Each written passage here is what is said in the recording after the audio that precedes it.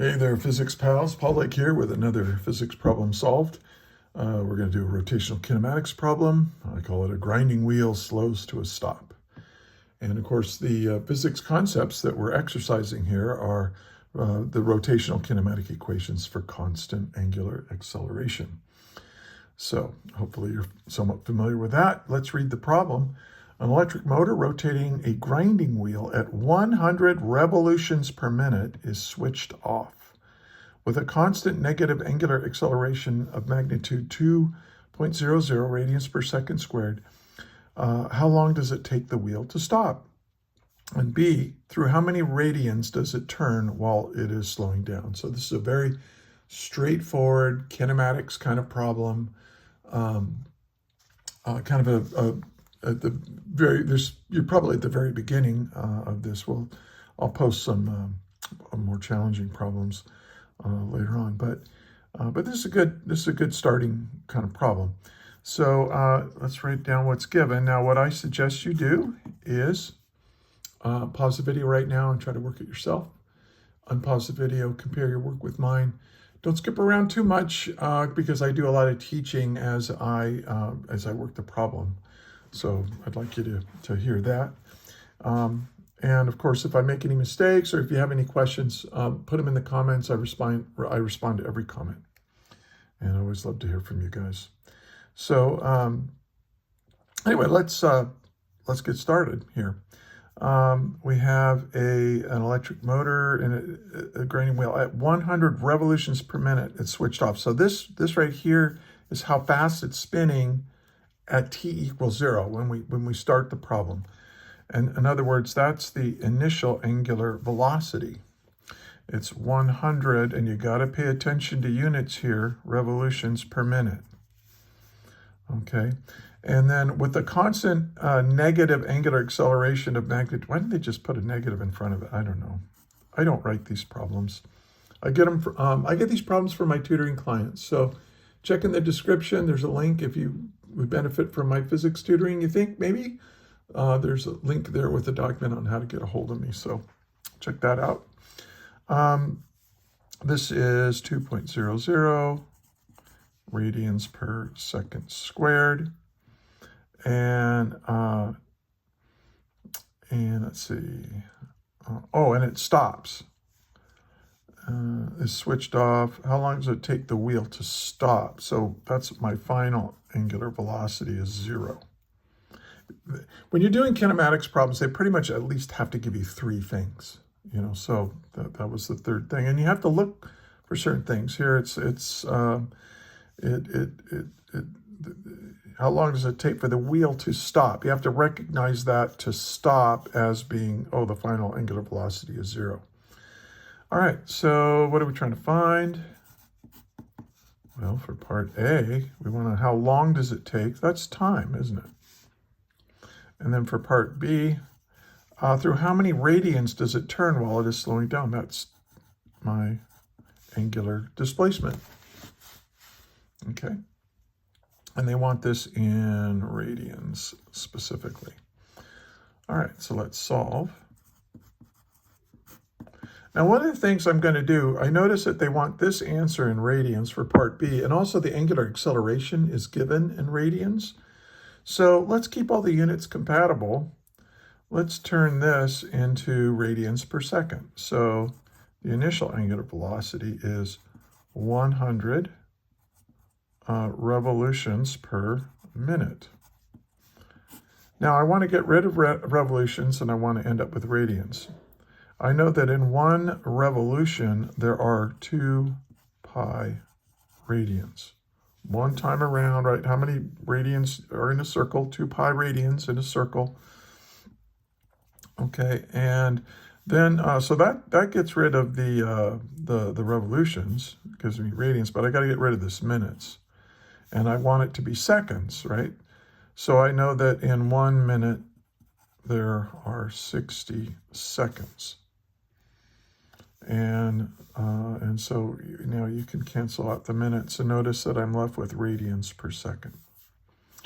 And that gives me an initial angular velocity of, and I already kind of crank through this. Is a 10.47. When I do intermediate calculations like this, I tend to keep like one or two more significant figures than I actually need, and then I round off my answer at the end. All right. So now let's do part A. So now we have these kinematic equations, and I've written them out here for you with a chart. When the angle, and this is only good if the angular acceleration is a constant, then these equations work. And there's 4 of them. And then here's what each variable stands for. Oh, I was going to put the units on here. I call this a quantity chart. This is in radians. It can be in revolutions as well. This is in radians per second, can be in revolutions per second. This is radians per second squared, and this is seconds. Okay, but so these are the, and I highly recommend you do this for each unit you do. You don't have to do it for each problem, but for each unit, write down all the equations that you need, and then, but because it's so easy to forget, make this quantity chart, and then keep that quantity chart handy while you're doing your homework, and it'll just makes things a lot easier. All right, how long does it take the wheel to stop? So what do I know? I know these 3 things, and I know time. Well, what has that? What has that in it? Well, that's this first kinematic equation right here. Okay, so let's use that. My final angular velocity is equal to my initial angular velocity plus my angular acceleration times time. So we're trying to find time, so let's solve for it. So we're going to take my final angular velocity, subtract from it my initial angular velocity, divide by my angular acceleration. So I just took this equation and solved it for time and got this. Now we can plug in our values. The final angular velocity is given to be 0. And the initial angular velocity, well, was 100 revolutions per minute, which is 10.47 radians per second. Then we're going to divide that by the angular acceleration. And remember, oh, and I forgot, it's a constant negative angular acceleration. So I'm going to put a negative sign there. And you really do want it to be a negative, right? Because if this is 0 minus this, that's you have a negative numerator. You want a negative denominator because we're not going back in time here. We want to know how much time forward in time we go for that grinding wheel to stop. Okay, and so you plug this into your calculator and round it off to three significant figures, and you'll get 5.24 seconds. Hey, if you find this useful, do me a favor. Please give it a like, share it with your friends, share it with your teacher, and subscribe to the channel if you're a physics student. Yeah, I got a lot of stuff online for you. Just check in the description and click around. Good stuff. All right, now we're going to do part B. So part B, we want to know what is the angular displacement. Now, look what I know. I know these 3 things, and I'm trying to find this. Now, what if I made a mistake in solving for time? So I don't really want to use time. So which one of these kinematic equations doesn't have time in it? Well, it's this 4th one right here. So that's the one I'm going to use. So this is the final angular velocity squared equals the initial angular velocity squared plus twice the angular acceleration times the angular displacement. So I'm going to solve for this, and I'll just do it at once. First thing you have to do is subtract this to the other side. So that becomes omega squared minus omega naught squared. That'll equal 2 times the angular acceleration times the angular displacement. Now I'm going to divide by 2 times the angular acceleration to get my expression for the angular displacement.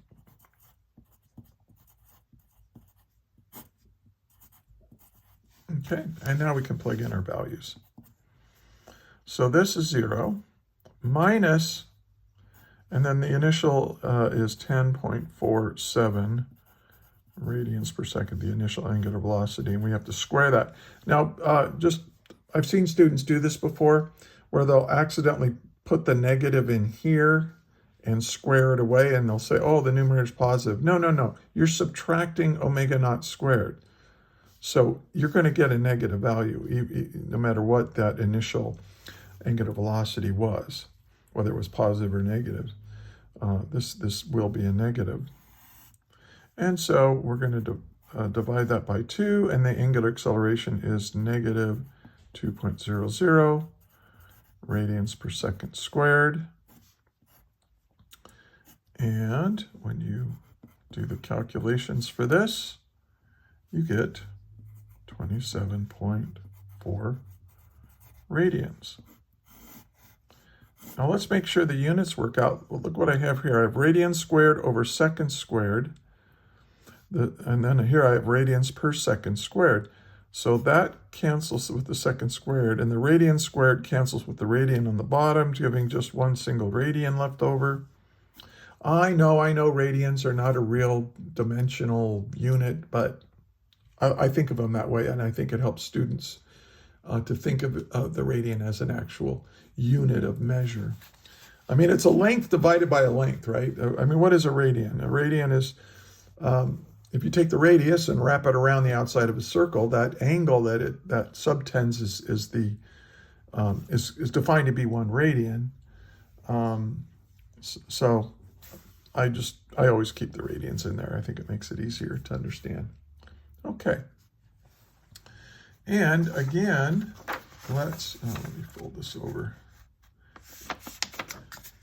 And so we have finished the problem, and here's a little chart for it that you can use.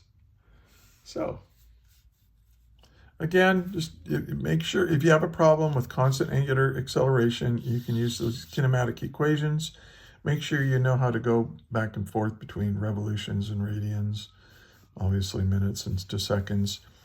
That's why I always include units with my calculations, so that I can, I won't make that mistake. I won't make 100 radians per second. If you put 100 radians per second, you're going to get a wildly wrong answer. So you got to be really careful. Okay, hey, if you watched all the way to the end, thank you so much for watching. And check out my other videos. Go in that description and click around. Until the next video, may the net force be with you always. That is all.